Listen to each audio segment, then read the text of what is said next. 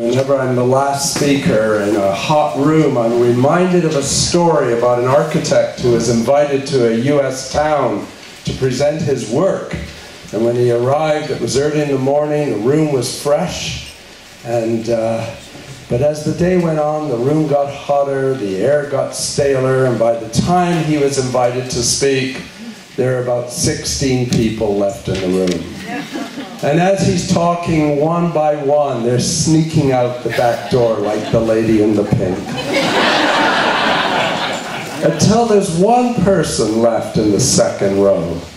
And at that point, he stops and says, "Look, this is silly. I'm perfectly happy to sit down and you can go home." And the fellow says, "I can't go home. I'm the next speaker." So it is hot, and I'm going to go through this as quickly as I can, but at the same time, I am so impressed with how many of you have come out, and hopefully I can share a few thoughts with you. Whoops. I shouldn't have pushed that button, should I? Aha. Close your eyes. I don't want you to see the story here. Okay. So, like Uri Geller, I can actually read minds, and I know what, not all of you, but what some of you are thinking. Why would Joyce invite a developer to be talking to you about a planning process? And did David know he was going to have to sit beside him, and did he agree? I first met David at dinner with Milton Wong, and I've been a great admirer of you ever since. I think and many of the people in this room agree with me. Yes, some of you are worried I'm going to talk about eco-density. I know it's very popular. And many of you are worried that I'm going to tell you why you shouldn't be worried about having a lot of high-rise development built on the site. That's the Bayshore development that I did with Joost Bakker, who's in the room, and a neighbor who many of you know. And yes, I do know that many of you would love to see this land retained as an ecological area and a park, and Bob Isaac Renton told me that yesterday when I saw him in the parking lot. But I think the reality is, and I think it's clear to everyone, these lands are ultimately going to be developed. And so then the question is, how can you and the community at large best ensure that your aspirations and hopes for this property will be considered as part of the development? And what benefits could come from the development? Because indeed, there's opportunity. What might be some effective ways for the community to become involved? And are there some lessons that can be learned from other projects of this kind? And indeed, there are many projects of this kind taking place across Canada. I too wanted to just share quickly, not knowing that Joyce would, some of the projects. I think it's worthwhile going out to Chilliwack on Sunday and seeing Garrison Crossing. My personal view is that they did a very good job of retaining the trees, retaining many of the natural features of the site, and infilling it with a variety of housing forms, and I think it's a very successful development. And I should disclose, I have no association with Canada Lands. I've never worked for them. I've had no conversation with them regarding what they may have in mind for these properties. Garrison Woods is a development that I went and saw in Calgary, and again, there are many features of this project that I think are quite interesting and quite well done. Another one that Joyce showed you was Curry Barracks, and it looks like we both found the same drawings online. Thank God for the internet. It makes us seem so much more intelligent than we really are. But it is interesting to see there that they are looking at a mix of uses and a mix of densities. And last week I was in New Brunswick, and those of you who read the Courier will be able to read in my column tomorrow some of the things I learned about large-scale planning. But one of the things I did see was this drawing on the right, which is the consultant's presentation of what's being planned for the Rockcliffe property in Ottawa. And there again is that same drawing of the community consultation, and indeed on the Rockcliffe lands, the consultant was boasting about the role that the community played in the development of the plan. So I did work for CMHC, and that's 20, 30, 40 years ago. I arrived here, and I haven't changed. But one of the first projects I got involved with was the South Shore of Falls Creek, and I thought it was worth taking just 3 slides to remind some of us of that discussion. I suspect many people in this room can remember the conversation that took place. Should it be housing, or should it all be a park? And George Puel, as many of you may recall, was very active in trying to make sure that it was a park. A city planner actually resigned because they thought it was just completely inappropriate to put housing on the South Shore of Falls Creek, especially housing for children. And yet today, if you go to the South Shore of Falls Creek, and indeed the North Shore of Falls Creek, there's some exemplary communities that have been built. There are extensive park spaces, even more on the South Shore than the North Shore, but the city did have a requirement of 2.75 acres per thousand, which was exceeded. Subsequent to my involvement in Falls Creek, I also got involved in another large property. It was BC Packers that wanted to get rid of their property in Steveston, put it to other uses.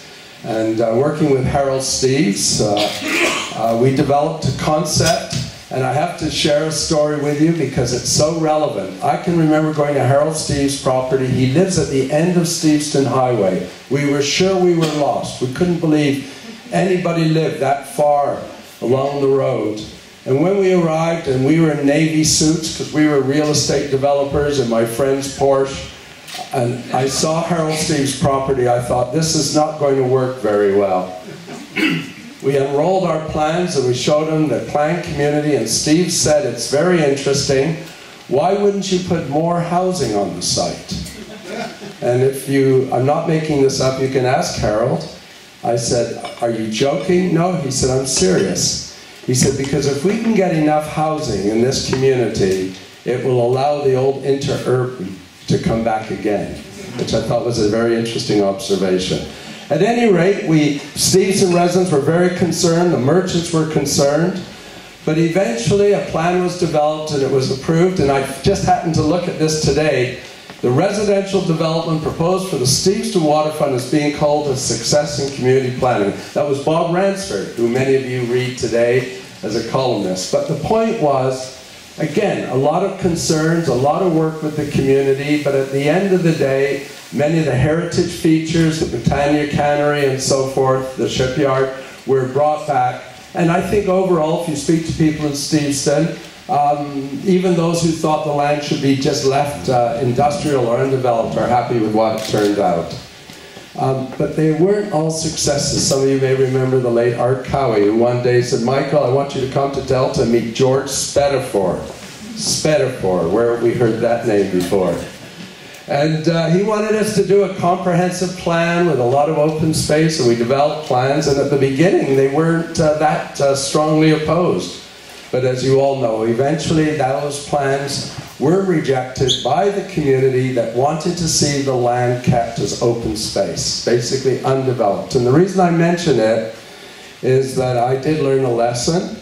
The lesson, of course, is the environment is important, and I think everybody recognizes that today. But the other thing that I think is interesting is that eventually a plan was developed, and most recently Sean Hodgins, whose father had the mortgage on the property, did get approval for a plan that provides a mix of agricultural uses and housing, which is indeed was supported by the council and not all in the community, of course, but many. Some of you may know, in 1999, I joined Simon Fraser University because it had 200 acres of land, and I'm going to just spend a moment on this because I think here's a few messages that may be worthwhile. In order to start that project, we undertook something called a design charrette. Just by a show of hands, how many of you do not know what a design charrette is? Okay. So what it is it's based on the old French term, the charrette or the cart. In the old days, the students used to work very quickly, do their plans, and then throw them in the cart as it came through the studio. Today it has a different meaning, but what it is a very short, intensive brainstorming session where we might bring everybody into this room for 3 or 4 days, everybody being the community, the design professionals, excuse me, politicians, planners, and everybody lays out what are their concerns, what would they like to see. And what's quite amazing, excuse me, is that if it's well done, it's surprising how many barriers can be broken down and how much consensus can be achieved. And indeed, Joost Bakker again was part of the charrette at SFU, and had I known he was here, I would have had a picture. Maybe he is there. Joost, are you one of the guys with a lot of hair? But the point was, a number of plans and ideas were developed that then went on display, in this case for the SFU community, which generated a lot of feedback. And really, as a result of 1 week, a planning direction was established. Now, it took another 12 to 18 months to forward and flesh it out and so forth. But the point is, I think that something like a design charrette might be a very good way if something, when Canada Lands comes into this community, to start to talk about what might happen. Some of the ideas that came out of the charrette, people were very concerned about the stormwater management, the environment, and ideas. Eventually, we ended up coming up with new concepts about landscaping streets. It's interesting today, we see lots of planting on the boulevards. But in 2000, 14 years ago, you were not allowed to do this in Vancouver or in Burnaby. It shows you how things change.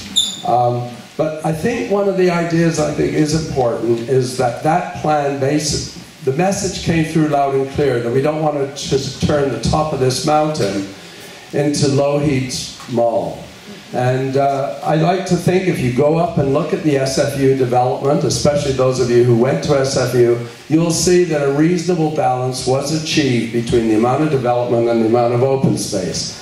A very natural trail system was achieved through the site for cyclists and pedestrians, so kids could walk to school and not be driven. In fact, we did not provide any parking spaces for parents to drop their kids off. They had to walk their kids to school or just let them go on their own. Yeah. One of the other things we did was, in order to reduce traffic, we created the idea of a transit pass. Everybody who moved into the community was eligible for a discounted transit pass. A focus on walking, a very walkable community. We even selected all the merchants who could go in, just as we did at Granville Island in the mid-70s. We did not have a McDonald's, we did not even have a Starbucks. We had a local fellow run the coffee shop. And we really did work on trying to celebrate sustainability and do a model development that ultimately the university would be proud of one day. And I like to think that, well, not everything succeeded, it's on its way. So to conclude, some of you may remember this. This is 25 years ago.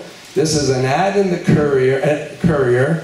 And I was retained by the fellow who had assembled all of the blocks just over by this site between 7th and 9th and Highbury. And we did not offer people any coupons or free dinner or bridges, but we invited people to send in their ideas as to what they would like to see in this community. And one of the things I heard was the desire for a lot of smaller houses. People wanted to move out of houses, but they didn't necessarily want to move into a townhouse or an apartment. Why aren't you building smaller houses? And these are pictures by an architect called Ross Chapin, who does these little pocket neighborhoods in the Pacific Northwest and across the United States. And I think they're just delightful. And they're for people either who are moving up, or most cases people moving down. And I copied him. Those bottom pictures are a little development I did in West Vancouver. It only took 5 years to get approved, but it was a big project. It was 9 units. But it did create some duplexes that looked like big houses and the first legal coach houses in West Vancouver, and they were popular. And now even the people who opposed that are hoping that more will be built. One of the other ideas that people said to me was, why do townhouses always have to be part of a condominium? I don't want to live in a condominium. And so I'll finish off quickly. Row houses that are individually owned, row houses with basement suites, even stacked townhouses for younger couples who can't afford row houses, and low-rise apartments, similar to what was built and what were very popular. And in some instances, mid-rise apartments. This is one in Kerrisdale that you know, for people who don't want to live in apartments, seniors facilities. And something like this, affordable housing created through life leases and subsidized housing. This is the Performing Arts Lodge at Bayshore, with a mix of market and non-market. And yes, there may be some high-rise, but it's not necessarily 24 stories, it's like the Kerrisdale scale. But there will also be shops and schools and other community facilities. And I think my final thought is that in your last slide, Joyce, you said the money goes back to the Government of Canada. I'd like to think that all of the money that is generated, that's not spent on community amenities, is used to fund the transit line out to this community. So with that, authors have endings, architects have exits.